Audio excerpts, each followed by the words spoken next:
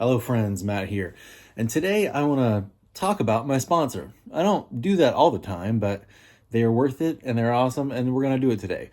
So if you've been watching my channel for any length of time at all, you probably are aware that I've been sponsored by Reptilian Discs for the last 3 seasons. Our affiliation it's been great for me and them. I hope. I feel like it has. I do some social media stuff for them, mainly for Instagram, wear their gear all the time, throw their discs a lot, especially the Stego and the mid-ranges. You guys probably see them on my shorts and Instagram a pretty good bit if you follow those as well. But part of our agreement is not that I throw all their discs. I actually do throw a lot of them. I throw the Stego, Scale, and Serpent on and off, kind of depending on the course. That's their putt and approach disc. I don't throw them all the time, but they're very good. So if I'm on a shorter course that needs certain shots, I will bag them. I always have the Iguana and the Gila in the bag.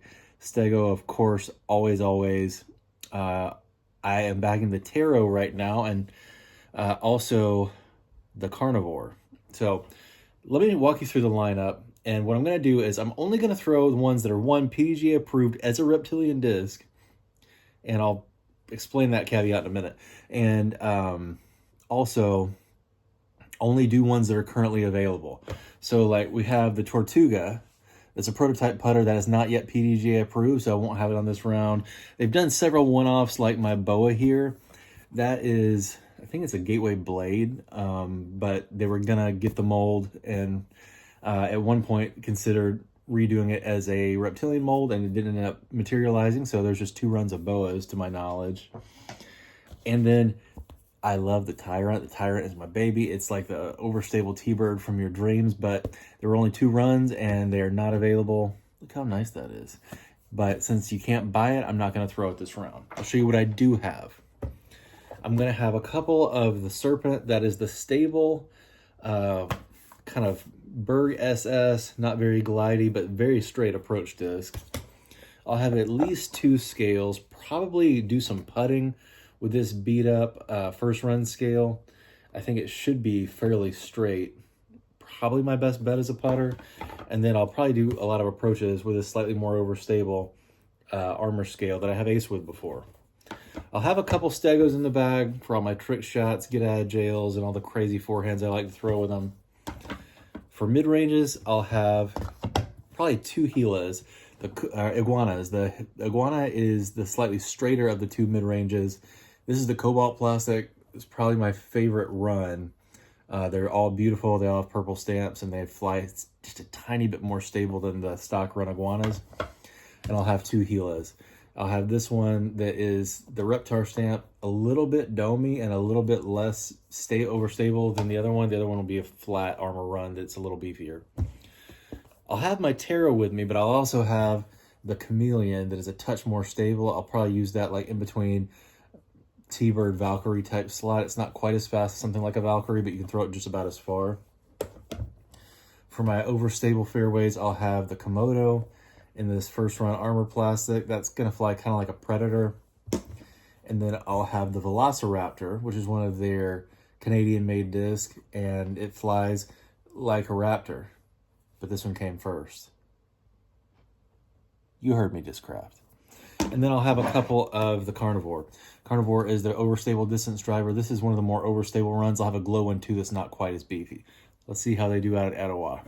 So lining up on hole 1, I'm using the more overstable Gila on this pretty flat forehand. Turns a tiny bit more than I want, but it's on the left side, just off the fairway.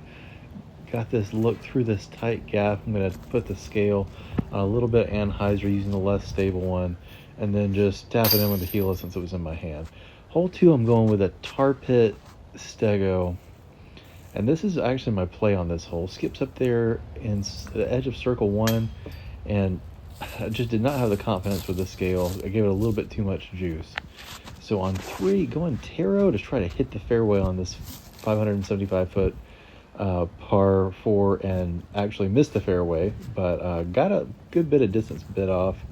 Gonna try to use the Komodo to pitch out over here. Don't pick up much distance, but it does flop down in the middle of the fairway. But I've still got about 150 to go with the Serpent here. skip it up right on top of the box, and easy tap in par there. Going with the iguana with that nice Beppo die there. Going straight at it, hits just below the pin on the hill and rolls down in this kind of bowl here. So I'm putting, and it looks like it makes it and falls out the back. I could not believe that, so I'll settle for another par. Going to the chameleon on this low hyzer shot, it hits that last guardian tree, but I've still got a pretty open look. Run it with the scale and tap in for another par. Trying the Velociraptor on this real low, slightly hyzer forehand line, trying to skip up there. Does pretty decent. I'm at circle's edge, and I'm going to switch to the Serpent to putt with, and it ended up paying off, so I get my first birdie there on hole 6. Going back to the Tarot on 7, threads the needle pretty good, but hits this late tree, so I've got a putt over this end hump, but it's not a super easy one, and I missed just low. So tap in birdie there. Terrible filming job here, but a great throw with the iguana. It's pin high on the left side, and it's a nervy putt because it's so downhill after it, but not very long. So I was able to knock that one in once again with the Serpent. And I'm actually going to use the Serpent off the tee here on 9. Go straight at it, skips up there, and lands right by the pin. That's the best throw I've had on this hole in some time. Just pick it up and tap it in. So 3 down in a hurry here after starting with a bunch of pars. Going back to the chameleon, pushing it through that right gap. I got a feeling this one's pretty good the way it looked, and it ends up about 12 feet left of the pin. Got a little cocky and decided to tap it in with the chameleon, but it was just fine.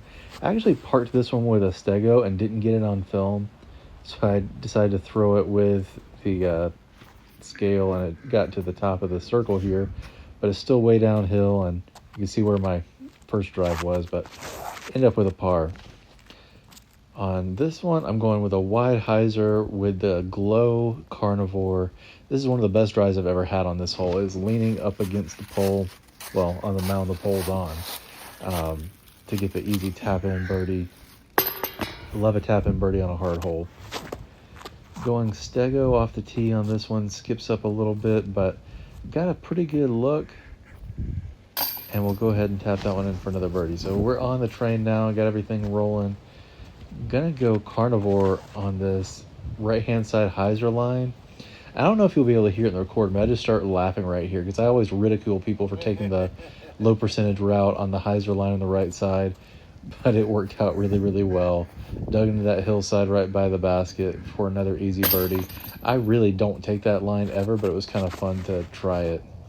Going right back to that dyed Carnivore on the wide hyzer line. Great throw, but it skips a little more than I was trying to get it to. I thought it would dig in again like it did on the last hole. And I've got a little bit longer of a putt. This one's about 34 feet, right on the edge of the lip there. And I'm about 4 inches low, so I'll have to settle for a par on that one.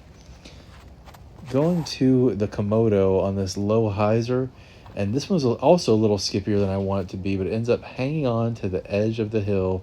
I'm actually having to get my stance off the camera there because it was starting to go down the hill, but I made the putt for that slightly tougher birdie than I was thinking about. Going back to the chameleon on this wide hyzer shot, it's got just enough stability to ride this wind and skip up not very far from the basket at all.